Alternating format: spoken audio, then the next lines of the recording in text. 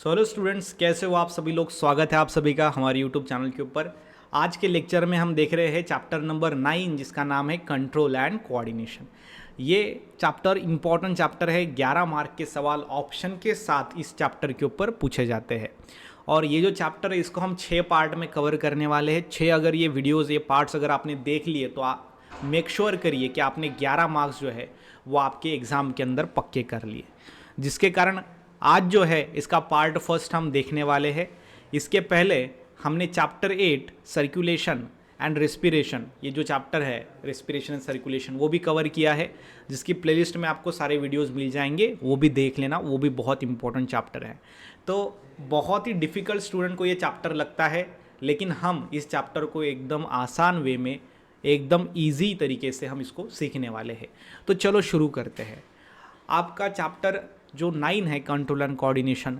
अब control and coordination में सबसे इंपॉर्टेंट होती है नर्वस सिस्टम। अब नर्वस सिस्टम में ह्यूमन नर्वस सिस्टम है, ब्रेन है, स्पाइनल कॉर्ड्स है। सो बाकी के ये सारी चीज़ें जो है वो हम डिस्कस करेंगे। अब सबसे पहले जैसे कि हमने चैप्टर नंबर फर्स्ट को शुरू किया था reproduction in lower and higher plants में, तो शुरुआत में लोअर प्लांट्स का था, लोअर एनिमल्स का स्टडी था। ठीक उसी प्रकार से इस चैप्टर में भी शुरुआत में आपको nervous system in lower organism है। तो इसका एग्जांपल है आपका हाइड्रा और दूसरा है प्लानेरिया।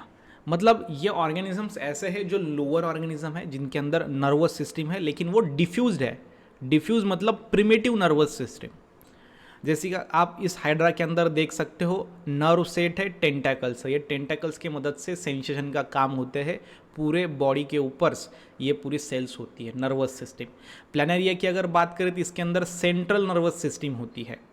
ठीक है, तो थोड़ी और डेवलप वाली सेंट्रल नर्वस सिस्टम। अब इसका जो ब्रेन है वो एंटेरियर है, ऊपर के साइड, और वेंट्रल नर्व कॉर्ड्स है, नीचे के साइड से। ये आप देख सकते हो नर्व कॉर्ड दिया गया है, जिसकी मदद से क्या करते हैं तो किसी चीज़ को सेंस करने का काम करते हैं। तो नर्वस सिस्टम सर किस लिए है? तो जैसे कि आपको पता है कि कोई अगर नुकीली चीज़ हमारे हाथ को चुभती है तो हमें पता चलता है बिकॉज ऑफ नर्वस सिस्टम। जिस जगह पे वो चीज़ चुभी है उस जगह पे जो नर्व सेल्स रहते हैं, रिसेप्टर्स रहते हैं, वो मैसेज को कैरी करते हैं और तुरंत ब्रेन तक पहुंचाते हैं, और वो मैसेज जाता है थ्रू नर्व सेल। ब्रेन पे जाने के बाद ब्रेन से कमांड आती है कि आपका हाथ बाजू ले लो, तो वो हो गया आपका एक्शन।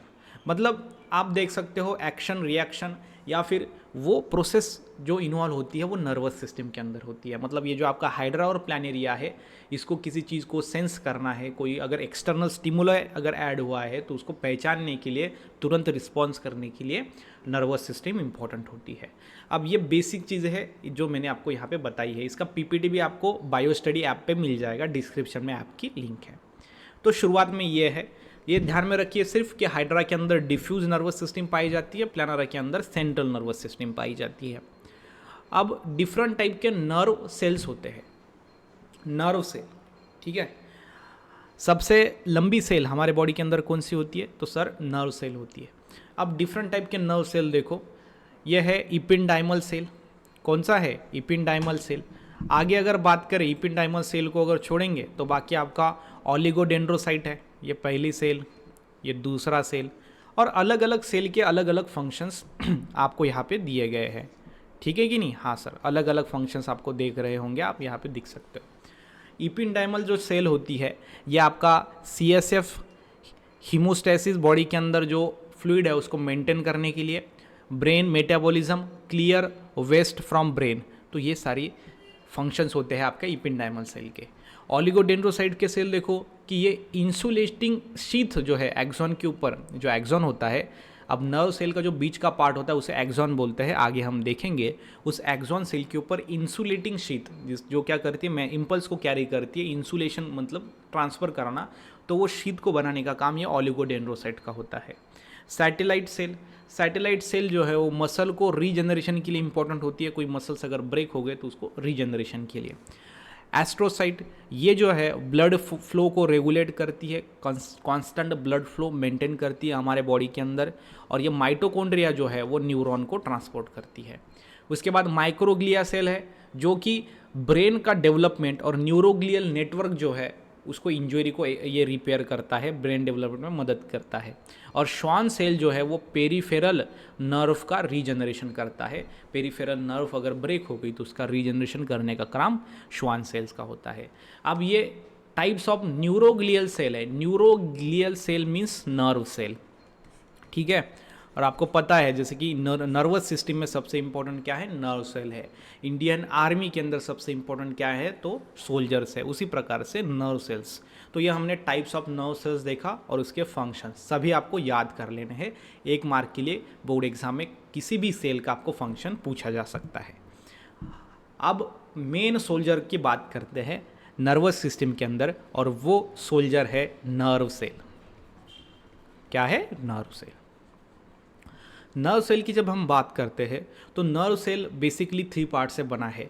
सबसे पहले ये नर्व क्या है, एक सेल है, ठीक है। जब आप इसकी तरफ देखते हो तो मैं ये बोलना चाहूँगा कि इसको सेल की तरफ, सेल के जैसे देखो।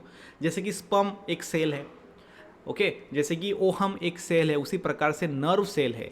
अब ये पूरा जो स्ट्रक्चर दिख रहा है एक सेल है, सेल। अब सेल में साइटोप्लाज्म रहेगा, न्यूक्लियस रहेगा, न्यूक्लियस के अंदर न्यूक्लियोप्लाज्म रहेगा। लेकिन ये ऊपर के बॉडी से निकलते हैं डेंड्रिट्स। इसके अंदर क्या है, अलग क्या है सर, तो ये अलग ये चीज़ है, इसको बोला जाता है डेंड्रिट्स। अब ये जो डेंड्राइट्स है ये क्या करते हैं, इम्पल्स को साइटोन की तरफ लेके जाते हैं। तो ये डेंड्राइट्स क्या करेंगे, इम्पल्स को साइटोन की तरफ। तो साइटोन किधर है सर, तो साइटोन आप देख सकते हो ये सेल बॉडी, सेल बॉडी को बोला जाता है साइटोन। आप देख सकते हो इधर साइटोन, ठीक है। तो ये जो डेंड्राइट्स है, ये डेंड्राइट्स क्या करते हैं, अगले वाले नर्व सेल से जो इम्पल्स आता है उसको ये कैरी करते हैं ये आपके सेल बॉडी तक, साइटोन तक, ठीक है। सो डेंड्राइट्स, उसके बाद साइटोन सेल बॉडी, साइटोन से अगेन आगे जाता है एक्सॉन में। आप देख सकते हो ये एक्सॉन, जो नर्व है वो आगे जाता है आपका एक्सॉन के अंदर। तो एक्सॉन के अंदर आ गया, उसके बाद टीलोडेंड्रिया से वो आगे के नर्व में चला जाता है। ये देखो टीलोडेंड्रिया, क्या बोले इसको, टीलोडेंड्रिया। तो टीलोडेंड्रिया से अगेन फिर से यहाँ पे डेंड्रिट्स जो है वो अगले नर्व सेल्स के होंगे। मतलब एक नर्व सेल दूसरे नर्व सेल में इम्पल्स को कैरी करती है, दूसरा तीसरे में, तीसरा चौथे में। तो इस प्रकार से नर्व सेल्स इम्पल्स को कैरी करती है। मतलब कोई अगर नुकीली चीज़ हमारे को हाथ में किसी ने चुभा दी तो वहाँ से जो इम्पल्स तैयार होगा वो एक एक नर्व सेल्स से ट्रांसपोर्ट होके आपका पूरा ब्रेन तक पहुँचेगा, ठीक है। हाँ सर, तो इसीलिए ध्यान में रखना डेंड्राइट्स क्या है, वो सेल बॉडी जिसे साइटोन बोला जाता है। उसके बाद आगे एक्सॉन होता है और एक्सॉन के आगे होता है आपका टीलोडेंड्रिया, ठीक है। सेल बॉडी में न्यूक्लियस होता है, साइटोप्लाज्म होता है, न्यूक्लियोप्लाज्म होता है।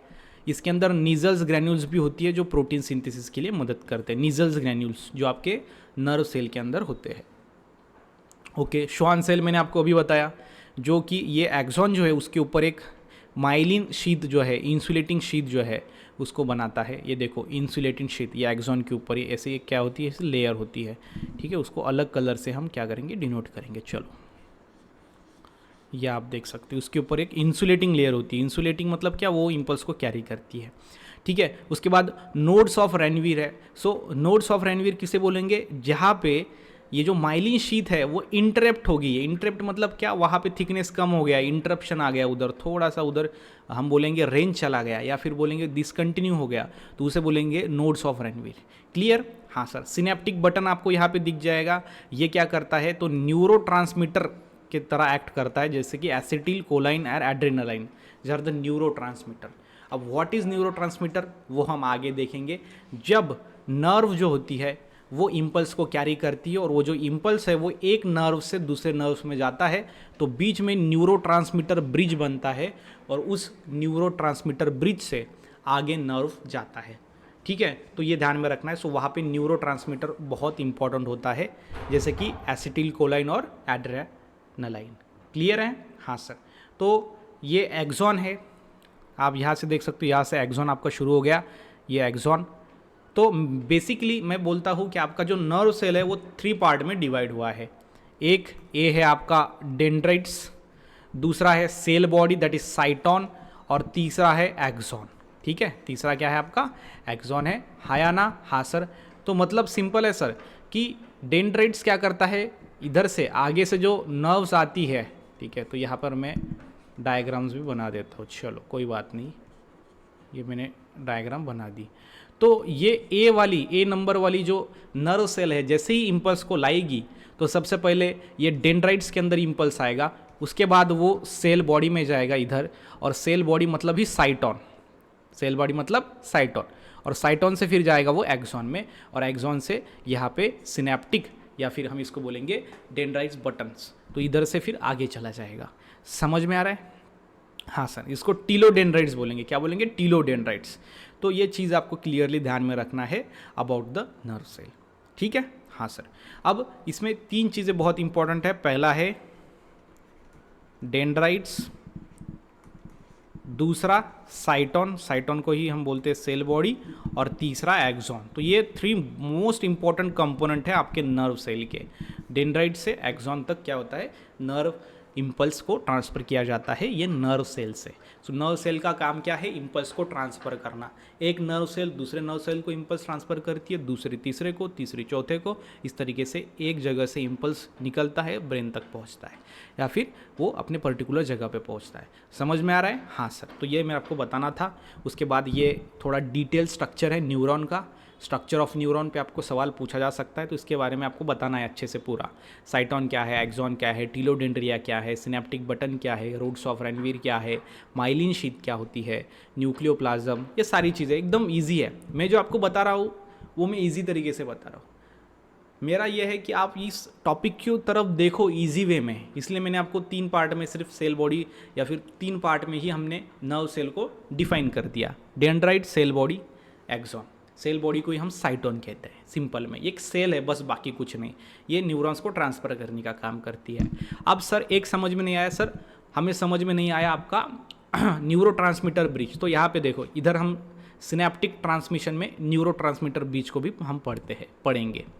उसके पहले सिनेप्स देखो क्या होता है। Synapse, what is mean by synapse? क्या होता है? 2 नर्व सेल है, एक नर्व सेल से इम्पल्स दूसरे नर्व सेल में जा रहा है। 2 नर्व सेल्स एकदम एक दूसरे से जुड़ी नहीं होती, उसके बीच में एक थोड़ा सा गैप होता है, डिफरेंस होता है, उसे ही बोला जाता है synapse. It is the junction between 2 nerve cells with a minute gap. Okay, so a minute gap is present between 2 nerves and that minute gap is known as synapse. क्या बोलते हैं उसको? सिनेप्स बोलते हैं या फिर सिनेप्टिक लेफ्ट बोलते हैं। It is between them which alloy transmission of impulse by the neurotransmitter bridge. मतलब यहाँ पे सिंपल में मैं एक नर्व सेल्स बना रहा हूँ, ये 2 नर्व सेल्स में बीच में जो छोटी सी जगह है उसको बोला जाता है सिनेप्स। क्या बोला जाता है? सिनेप्स। और ये सिनेप्स जो है इसके बीच में न्यूरोट्रांसमीटर ब्रिज बनता है, और वो न्यूरोट्रांसमीटर ब्रिज से इम्पल्स आगे बढ़ता है। ठीक है? अब ये जो नर्व फाइबर है, जो नर्व इम्पल्स तैयार होता है उसे ही हम नर्व फाइबर कहते हैं। ये नर्व फाइबर की कुछ प्रॉपर्टीज़ होती है, वो देख लेते हैं। आपको ये 3 मार्क का सवाल एग्जाम में पूछा जा सकता है। What are the properties of nerve fibre? तो पहली प्रॉपर्टीज़ देखो। पहली प्रॉपर्टी है एक्साइटेबिलिटी। एक्साइटेबिलिटी मतलब क्या? बहुत ज़्यादा एनर्जी फील करना। So the ability of perceive stimulus and enter into the state of activity. मतलब क्या कि जैसे ही स्टिमुलस मिलता है ये एक्टिव हो जाता है। तो एक्साइटेबिलिटी, इरेटेबिलिटी, ये इसका काम है, पहली प्रॉपर्टीज। दूसरी है conductivity. It is the ability to transfer the excitation. मतलब ये जो नर्व फाइबर है, नर्व सेल है, ये क्या करती है कि एक्साइट अगर वो हुई है तो वो उसका एक्साइटेशन अगले वाले नर्व्स को भेज देती है, ट्रांसफ़र कर देती है, जिसको बोला जाता है कंडक्टिविटी। तीसरा पार्ट है स्टिमुलस। स्टिमुलस मतलब क्या कि बाहर से पिन को हमने चुबा, अपने हाथ के ऊपर चुबा दिया, तो वो स्टिमुलस है, तो उसको रिकॉग्नाइज कर सकती है। लेकिन स्टिमुलस भी एक पर्टिकुलर लेवल के ऊपर होना चाहिए। अगर धीरे से टच कर रहा है तो पता भी नहीं चलेगा, जोर से टच करना पड़ेगा।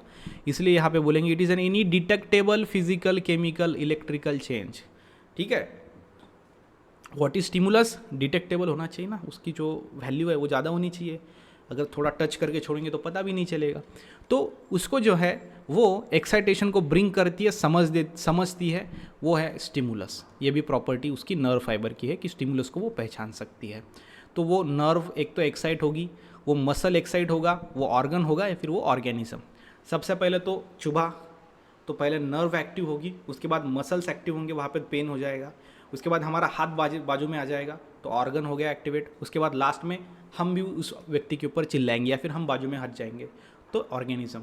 तो ये ध्यान में रखना, स्टिमुलस धीरे धीरे स्टेप बाय स्टेप असर होता है और ऑर्गेनिज्म रिएक्ट करता है। पहले सेल रिएक्ट करती है, बाद में मसल, देन ऑर्गन और देन ऑर्गेनिज्म। ये हो गई तीसरी प्रॉपर्टी आपके नर्व फाइबर की। चौथी जो प्रॉपर्टी है सर वो है समेशन इफेक्ट। समेशन मतलब क्या है सर? समेशन मतलब होता है सर एडिशन करना। तो सर जो वीक स्टिमुलस है सर, छोटे छोटे स्टिमुलस को सर ऐड करने का और दोनों को सब स्टिमुलस को कंबाइन करने का और एक बड़ा इफेक्ट प्रोड्यूस करने की कैपेसिटी ये नर्व फाइबर में होती है।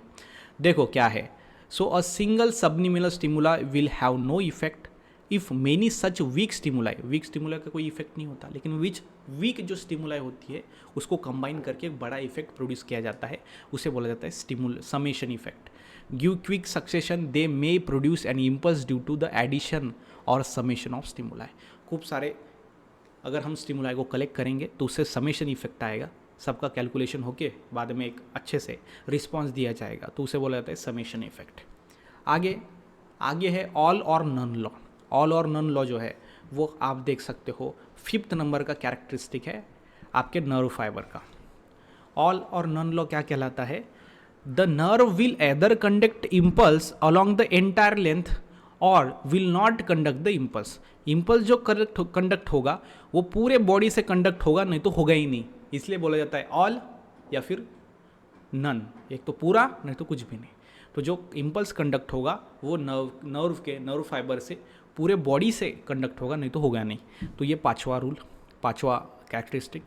छठा कैरेक्टरिस्टिक है रिफ्रैक्टिव पीरियड। रिफ्रैक्टरी पीरियड क्या होता है? It is the time interval during which a nerve fail to respond to a second stimulus however strong it is. अब देखो, आपको अगर एक पिन अगर बाहर से अगर चुबा दी तो ये हो गया पहला स्टिमुलाई, तो उस पहले स्टिमुलाई को आप जल्दी से क्विक मिली सेकंड में उसको रिस्पॉन्स करोगे, हाँ या ना? हाँ सर। लेकिन इमीडिएटली उस फर्स्ट रिस्पॉन्स के बाद अगर सेकंड स्टिमुलस अगर दे दिया जाए तो उस स्टिमुलाई को रिस्पॉन्स करने के लिए थोड़ा समय लगता है, और उस समय को बोला जाता है रिफ्रैक्टरी पीरियड। और सेकंड स्टिमुलस कितना भी स्ट्रांग क्यों ना हो, लेकिन उसको रिस्पॉन्ड करने के लिए थोड़ा समय लगता है, जिसे रिफ्रैक्टरी पीरियड बोला जाता है। However strong it is, second stimuli कितना भी स्ट्रांग हुआ तो भी रिस्पॉन्स करने के लिए समय लगता है, इमीडिएटली फर्स्ट स्टिमुलस के बाद सेकंड स्टिमुलस अगर दिया तो। तीसरी, ये हो गया आपका छठा नंबर का प्रॉपर्टी नर्व फाइबर की। 7वीं नंबर की प्रॉपर्टी है सिनेप्टिक डिले। सिनेप्टिक डिले मतलब क्या होता है? The impulse requires about 0.3 to 0.5 millisecond cross a synapse. एक सिनेप्स को क्रॉस करने के लिए, सिनेप्स क्या है? दो नर्व के बीच में जो छोटा सा गैप होता है उसे बोला जाता है सिनेप्स। इसको क्रॉस करने के लिए जो इम्पल्स है वो 0.3 to 0.5 मिली सेकंड का समय लेता है, इसको बोला जाता है सिनेप्टिक डिले। ठीक है, हाँ। नेक्स्ट में 8 नंबर की जो प्रॉपर्टीज़ है नर्व फाइबर की वो है sir synaptic fatigue. Synaptic fatigue किसे बोलते हैं? The transmission of nerve impulse across the synapse halts temporarily due to the excitation of neurotransmitter. ठीक है, सो कभी कभी वो रुक जाता है क्योंकि जो न्यूरोट्रांसमीटर है उसको अगर ज़्यादा यूज़ किया, उसका अगर एक्सटॉस्ट हो गया वो, तो उससे फिर क्या हो गया? डिले हो जाएगा, या फिर वो सिनेप्टिक जो है वो रुक जाएगा, वहाँ पे थोड़ा वीक होगा, सो उसे बोला जाता है सिनेप्टिक फैटिग। देन 90 नंबर की जो फाइबर की प्रॉपर्टीज़ है नर्व फाइबर की वो है velocity. So the velocity of transmission is higher in voluntary fibre 10 to 120 millisecond in a man and oppose to autonomic or involuntary nerve that is 10 to 20 millisecond.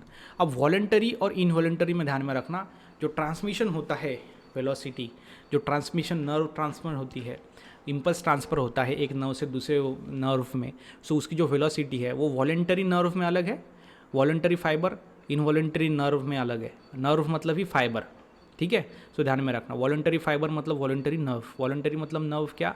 तो ऐसी nerve जो अपने इच्छा से हम मूवमेंट करते हैं उसकी, तो हो गई वॉलंटरी नर्व। इनवॉलंटरी नर्व या फिर इनवॉलंटरी फाइबर किसको बोलेंगे? जो अपनी इच्छा से नहीं चलती। ठीक है, तो जो अपनी इच्छा से नहीं चलती दैट इज़ इनवॉलंटरी नर्व, वो थोड़ा कम समय लेती है इम्पल्स को ट्रांसफ़र करने के लिए, सो वेलोसिटी उसकी ज़्यादा है, मतलब वो कम समय में मूव करती है।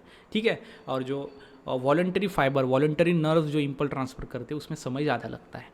चलो आगे बढ़ते हैं। तो ये हमने देखा, अब ये जो टोटल 9 है ये है आपके सिनेप्स के अंदर जो नर्व फाइबर है, ठीक है, उसकी प्रॉपर्टीज़। ठीक है, चलो आगे बढ़ते हैं। नेक्स्ट में अब देखो सिनेप्स हमने देख लिया, दो नर्व्स के बीच में, एक नर्व दूसरे नर्व में जब इम्पल्स ट्रांसफ़र करती है तो उसके बीच में जो छोटी सी जगह होती है उसे बोला जाता है सिनैप्स, और उसके बीच में न्यूरोट्रांसमीटर ब्रिज जो है वो तैयार होता है। अब आप देख सकते हो ये सिनेप्टिक लेफ्ट है, इसके बीच में थोड़ा सा डिफरेंस दिख रहा है आपको इधर, ये दोनों नर्व के बीच में, हाँ सर दिख रहा है ना, उसे बोला जाता है सिनेप्टिक लेफ्ट। ठीक है, अब दो टाइप के न्यूरॉन होते हैं, एक प्री सिनेप्टिक न्यूरॉन, सिनेप्सिस होने के पहले का neuron that is pre synaptic neuron, उसके बाद है पोस्ट सिनेप्टिक न्यूरॉन, ये सेकंड पोस्ट सिनेप्टिक न्यूरॉन। मतलब मैं ये बोल सकता हूँ कि जो दो न्यूरॉन होते हैं, न्यूरॉन मीन्स नर्व सेल, तो एक सर सिनेप्टिक से पहले होती है pre synaptic to post synaptic, तो इम्पल्स कैसे ट्रांसफ़र होगा, तो सर प्री सिनेप्टिक न्यूरॉन से सर पोस्ट सिनेप्टिक न्यूरॉन में इम्पल्स सर जाएगा, और वो जाएगा सर न्यूरोट्रांसमीटर, ये देख सकते हो आप, ये न्यूरोट्रांसमीटर ब्रिज होता है और इसके अकॉर्डिंग ये यहाँ से जाता है। ठीक है, हाँ सर, ये न्यूरोट्रांसमीटर रिसेप्टर्स होते हैं, ये यहाँ पे कैनल्स होते हैं, ये अभी क्लोज है। अब यहाँ पे वन, सबसे पहले तो नर्व इम्पल्स आएगा, नर्व इम्पल्स जैसे आया उसके साथ कैल्शियम जो है वो डायपॉजिटिव आयन कंबाइन हो जाएगा, जैसे ही वो कंबाइन हो गया तो वो वहाँ पे, ये देखो आप थर्ड पोजीशन इधर आएगा न्यूरोट्रांसमीटर पे, न्यूरोट्रांसमीटर से वो बाहर आएगा, फोर्थ वाली देख सकते हो, फिफ्थ वाली, उसके बाद वो पोस्ट सिनेप्टिक पोटेंशियल में चला जाएगा, उसके बाद अगेन वो नर्व इम्पल्स में बढ़ जाएगा। मतलब यहाँ से इधर अगर उसको जाना है तो उसको क्या करना पड़ेगा, कैल्शियम डायपॉजिटिव के साथ कंबाइन होना पड़ेगा, ये न्यूरोट्रांसमीटर ब्रिज से अगर उसको जाना है। ठीक है, तो ये आपको क्या करना है, अच्छे से ध्यान में रखना है। अराउंड में इसके देखो आपका ये पोटेशियम सोडियम ये अराउंड में होता है, और थोड़े डिटेल में आगे देखेंगे, लेकिन सिंपल मैं बताना चाहूँगा कि जैसे कि आपकी रेलवे पे एंट्री होती है तो उसको आपको टिकट साथ में लेके जाना है, तो ध्यान में रखना है। तो यहाँ से तो वैसे ही नर्व इम्पल्स आएगा, इसके साथ वो कैल्शियम डायपॉजिटिव आयन के साथ कंबाइन हो गया, उसके बाद न्यूरोट्रांसमीटर से आगे चला गया, उसके बाद फिर से आपने टिकट बाहर जाने के बाद फेंक भी दिया तो कोई प्रॉब्लम नहीं है। तो इस तरीके से इम्पल्स आता है प्री सिनेप्टिक न्यूरॉन में, और न्यूरोट्रांसमीटर ब्रिज से होकर वो पोस्ट सिनेप्टिक न्यूरॉन में चला जाता है। न्यूरॉन मतलब ही नर्व सेल, कंबाइन ध्यान में रखना है, कंफ्यूज बिल्कुल नहीं होना है, नर्व सेल्स मतलब ही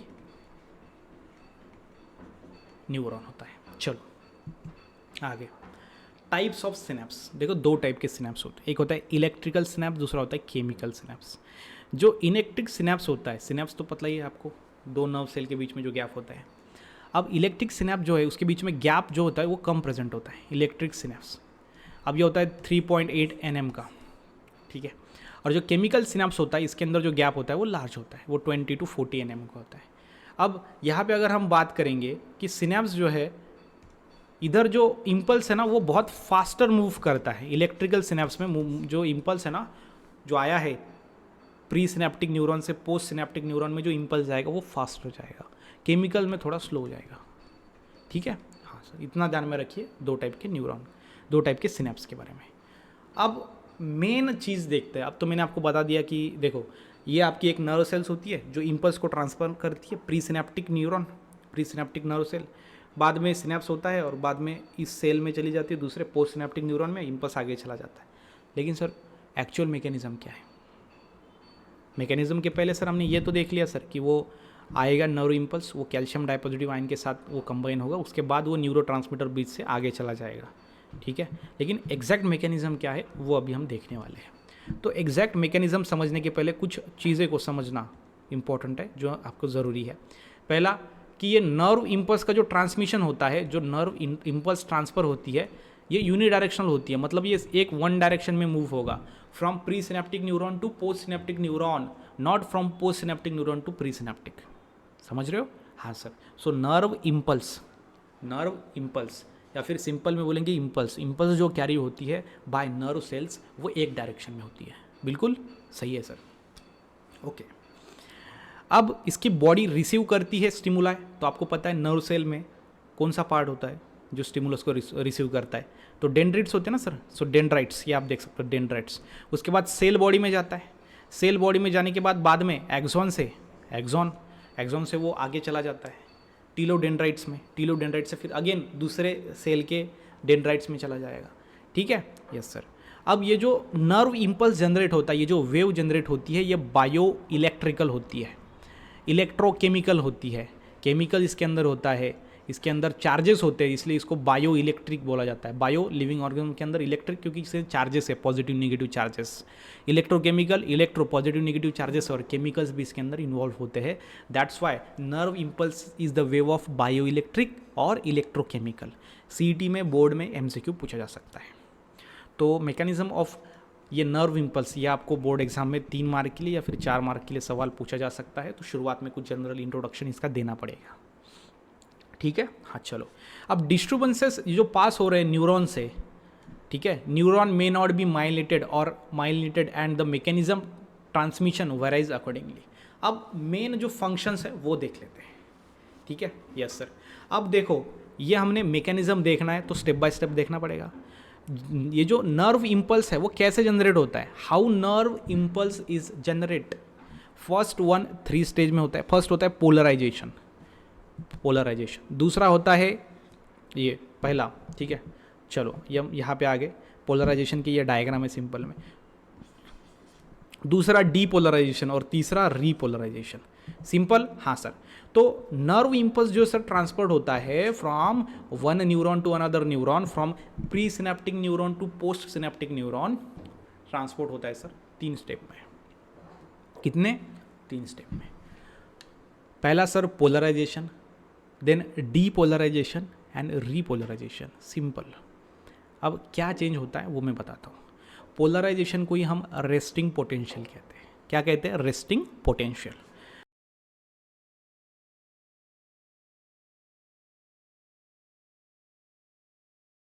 होती है उसके बाद में, मतलब आपकी ये नर्व है, चलो ये नर्व है, ये एक्सॉन है, तो इसके अंदर जो चार्जेस है वो अलग, बाहर जो है मतलब चार्जेस अलग। सो ये आउटसाइड का इन्वायरमेंट है और ये इनसाइड का इन्वायरमेंट है। अब चार्जेस को थोड़ा समझना पड़ेगा, चार्ज किधर से क्या मूव होते हैं और कैसे इम्पल्स ट्रांसपोर्ट होता है। बहुत बेसिक और बहुत ही इंटरेस्टिंग प्रोसेस है। देखो, in resting nerve fibre, resting nerve fibre मतलब नर्व सेल जो कि रेस्टिंग में है, जिसके अंदर कोई भी इम्पल्स अभी तक ट्रांसपोर्ट नहीं हुआ है। उसमें फ्लूइड आउटसाइड एक्सॉन, क्योंकि एक्सॉन की बॉडी हम इसको चलो कंसिडर करते हैं तो छोटे छोटे ऐसे पार्ट्स बनाने पड़ेंगे। चलो यह है एक्सॉन। एक्सॉन के बाहर में फ्लूइड जो रहता है, देखो outside axon contain low concentration of potassium का जो आयन है उसका लो कॉन्सेंट्रेशन रहेगा बाहर आउटसाइड में, and high concentration of sodium Na+ inside. So inside में जो सोडियम है उसका हाई कॉन्सेंट्रेशन है, बाहर का जो पोटेशियम है उसका लो कॉन्सेंट्रेशन है। चलो हाँ सर, तो इससे क्या हो रहा है, यहाँ पे कॉन्सेंट्रेशन ग्रेडियंट तैयार हुआ, मतलब पॉजिटिव निगेटिव का बैलेंस हो गया, आगे अंदर भी बाहर भी, इनसाइड भी आउटसाइड भी। हाँ सर, इनसाइड आउटसाइड को थोड़ा सा हाईलाइट कर देता हूँ और अच्छे से समझ में आ जाएगा। देखो मैं जो कंसेप्ट है ना बहुत क्रिस्टल क्लियर समझाता हूँ। जो टॉपिक है उसके बाहर एक वर्ड भी मैं ज़्यादा नहीं बोलना चाहता, क्योंकि क्लियर समझना चाहिए, कंफ्यूज नहीं करना चाहिए आदमी ने, ठीक है ना। हाँ सर, देखो उसके बाद आगे, अब ये जो एक्सोनल मेम्ब्रेन है, ये आपका एक्सॉन का जो मेम्ब्रेन बना हुआ है ये, तो वो परमिएबल होता है। परमिएबल क्या, किससे? पोटेशियम आयन से। मतलब ये पोटेशियम बाहर का जो है वो अंदर आ सकता है, दैट इज परमिएबल। परमिएबल मतलब ये अंदर बाहर जा सकता है, ठीक है। और सोडियम जो होता है ये भी परमिएबल होता है as compare to sodium. So sodium से ज़्यादा वो पोटेशियम को ज़्यादा परमिएबल होता है, पोटेशियम आसानी से अंदर बाहर जा सकता है, ठीक है। The negatively charge proteins nearly impermeable. Negative charge जो प्रोटीन्स होते हैं वो अंदर नहीं आ सकते।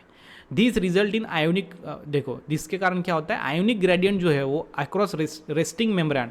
सो ये आपका रेस्टिंग मेम्ब्रेन है, so which is are maintain by active transport of. अब ये अंदर बाहर का जो चीज़ें है, अब ये मेंटेन किया जाता है by the Na+ and K+ pump, sodium potassium pump जिसे बोला जाता है। इसमें क्या किया जाता है कि जो आपका आयोनिक ग्रेडियंट है, मतलब आयन से अंदर बाहर, ये मेंटेन किए जाते हैं। अब मुझे आप बताइए, अगर ये पोटेशियम अंदर आ गया तो सोडियम बाहर चला जाएगा, सही है कि नहीं। सोडियम अगर अंदर ज़्यादा है तो पोटेशियम अंदर नहीं जाएगा, पोटेशियम अगर अंदर गया तो सोडियम बाहर चला जाएगा, जिसे बोला जाता है Na+ K+ पंप। तो एक अगर अंदर गया तो दूसरा बाहर आता है, तो इसे बोला जाता है सोडियम पोटेशियम पंप। और जो किसके लिए होता है, आयोनिक ग्रेडियंट कांस्टेंट रखने के लिए। किसके अंदर? एक्सॉन के अंदर। किसके अंदर? नर्व फाइबर के अंदर, क्योंकि एक्सॉन नर्व फाइबर का पार्ट है। Nerve fibre means nerve cell, ठीक है। हाँ सर। अब देखो ये जो इलेक्ट्रिक पोटेंशियल होता है अक्रॉस मेम्ब्रेन, जिसे बोला जाता है रेस्टिंग पोटेंशियल, मेम्ब्रेन के अराउंड में, ये एक्सॉन के अराउंड में जो एनवायरमेंट होता है, इलेक्ट्रिक पोटेंशियल चार्जेस कितने होते हैं, क्या होते हैं, उसको बोला जाता है रेस्टिंग पोटेंशियल। और इसकी वैल्यू होती है -70 MV मिली वोल्ट। ठीक है, हाँ सर। अब देखो इसे बोला जाता है पोलराइज स्टेट। पोलराइज स्टेट कब होती है? Positive charge while its inner surface becoming negatively charge, it is called as the polarize state. बाहर पॉजिटिव चार्ज ज़्यादा है, अंदर निगेटिव चार्ज है, उसे बोला जाता है पोलराइज स्टेट। तो पोलराइजेशन कब होगा? पोलराइजेशन को ही हम रेस्टिंग पोटेंशियल भी बोलते हैं। पोलराइजेशन कब होगा? देखो आप, अंदर निगेटिव चार्ज होने चाहिए और बाहर होने चाहिए पॉजिटिव चार्ज, तो इसे बोला जाता है पोलराइजेशन या फिर पोलराइज स्टेट। क्या बोला जाता है? Polarize state. ठीक है, हाँ सर। अब देख सकते हो आप, ये जो Na+ है 14 टाइम्स मोर देन द ऑक्सोप्लाज्म। ये बीच में ऑक्सोप्लाज्म मतलब क्या? ऑक्सॉन के अंदर जो लिक्विड होता है, केमिकल या फिर फ्लूइड, उसे बोला जाता है एक्सोप्लाज्म। सो एक्सोप्लाज्म के अंदर पोटेशियम, ये जो सोडियम है, सोडियम कम है, पोटेशियम ज़्यादा है। ठीक है, तो अंदर निगेटिव, बाहर पॉजिटिव। तो ये स्टेट कौन सी है? Polarize state. और इस प्रोसेस को बोला जाता है पोलराइजेशन। जो रेस्टिंग पोटेंशियल है, अभी फिलहाल कोई भी इससे इम्पल्स ट्रांसपोर्ट हो रहा है क्या? नहीं। सो रेस्टिंग है ये। ठीक है, रेस्टिंग पोटेंशियल। अब यहाँ पे जो आयोनिक ग्रेडियंट है वो दोनों में सेम है, बाहर अंदर, बाहर पॉजिटिव निगेटिव का। ठीक है, हाँ सर। ये होता है पहला नर्व इम्पल्स। तो नर्व इम्पल्स जब जनरेट होती है, नर्व इम्पल्स जब एक न्यूरॉन से दूसरे न्यूरॉन में जाते हैं, तो पहले तो जब नर्व इम्पल्स नहीं जा रही है तो उसके पहले स्टेट समझना पड़ेगा ना, पहले कैसे होता है। तो ये पहले की स्टेट है, अभी कोई इम्पल्स आया नहीं है। जैसे ही इम्पल्स आता है तो वहाँ पे डीपोलराइजेशन स्टार्ट हो जाता है। पोलराइजेशन स्टेट आपको समझ में आ गया? पॉजिटिव निगेटिव इक्वल कॉन्ट्रीब्यूशन है सर, रेस्टिंग पोटेंशियल जिसको बोला जाता है सर, है कि नहीं?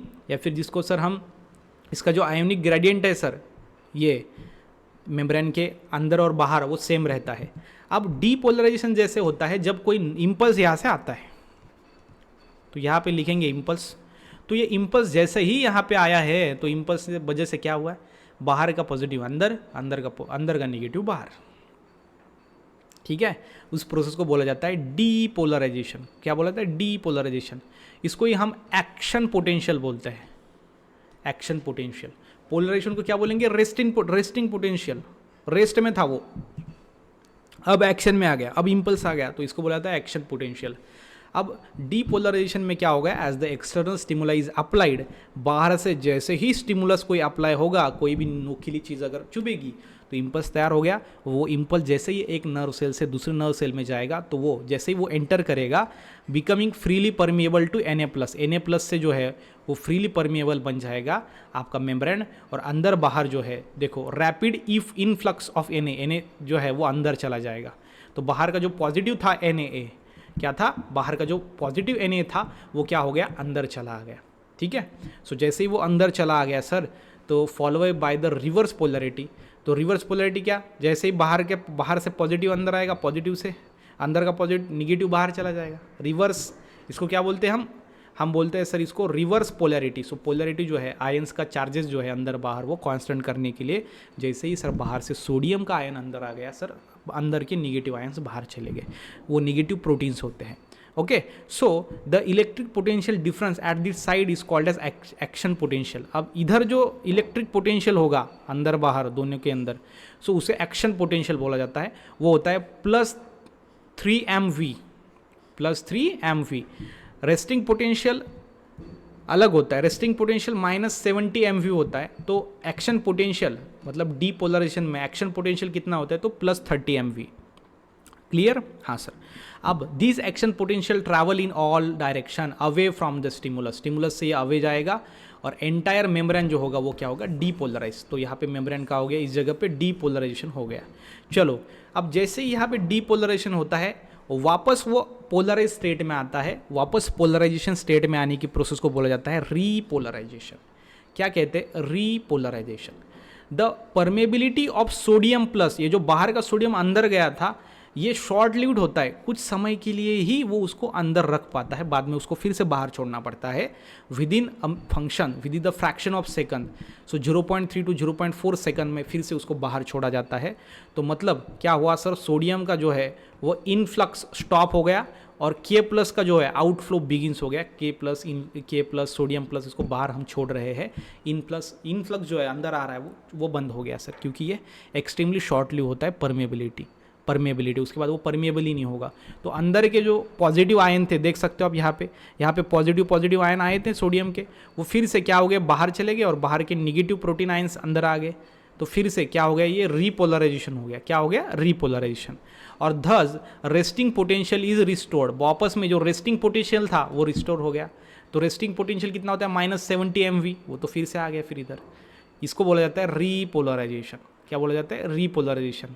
और जो अगेन आगे की होगी, a new action potential cannot occur in an excitable nerve fiber as long as the membrane is a depolarization state। आगे जाएंगे तो आगे ये डीपोलराइजेशन होगा। मतलब यहाँ पे आपने देखा है कि सबसे पहले तो सर पोलराइज स्टेट थी सर, ये सिंपल में -70 MV ये इसका रेस्टिंग पोटेंशियल था। बाद में आप देख सकते हो पोलराइजेशन हुआ, सोडियम अंदर आ गया, अंदर के निगेटिव बाहर चले गए। फिर बाद में अगेन जैसा था वैसा ही हो गया, रीपोलराइजेशन स्टेट हो गया, रिपीट पोलराइजेशन हो गया। तो ये अंदर का बाहर, बाहर का अंदर। तो आप देख सकते हो ये पोजीशन में एक पहले होगा, उसके बाद ये पोजीशन में, उसके बाद ये पोजीशन में। तो ऐसे चार्जेस अंदर बाहर होंगे और इम्पल्स क्या होगा, ट्रांसपोर्ट होगा from one place to another place, from one neuron to another neuron, या फिर और अगर डिटेल में बोला जाए तो बोलेंगे from pre synaptic neuron to post synaptic neuron. समझ में आ रहा है? हाँ सर। तो ये होता है आपका कंडक्शन ऑफ इम्पल्स। सो ध्यान रखिएगा अच्छे तरीके से, मैकेनिज्म जो होता है उसमें थोड़ा बेसिक चीज़ें लिखनी पड़ेगी, बाद में 3 चीज़ आपको बतानी पड़ेगी। जनरेशन ऑफ नर्व इम्पल्स जो है वो 3 स्टेप में होता है। पहला पोलराइजेशन स्टेट, दूसरा डीपोलराइजेशन स्टेट और तीसरा रीपोलराइजेशन स्टेट। और इसके अच्छे से डायग्राम्स और ये जो मैंने थ्योरी आपको दिया है ये पॉइंट्स में लिखना पड़ेगा। इसकी नोट्स आपको बायो स्टडी ऐप पे मिल जाएगी, ठीक है? हाँ सर। तो ये पार्ट फर्स्ट में मैंने आपको एकदम डिटेल्ड वे में, परफेक्ट वे में और कम से कम समय में अच्छे तरीके से मैंने आपको पढ़ा दिया। आई होप कि आपको ये पार्ट अच्छा लगा होगा। अगर कुछ समझ में आया है तो प्लीज़ वीडियो को लाइक करना, चैनल को सब्सक्राइब करना। मिलते हैं नेक्स्ट लेक्चर में, तब तक के लिए stay happy, stay motivate. Thank you so much.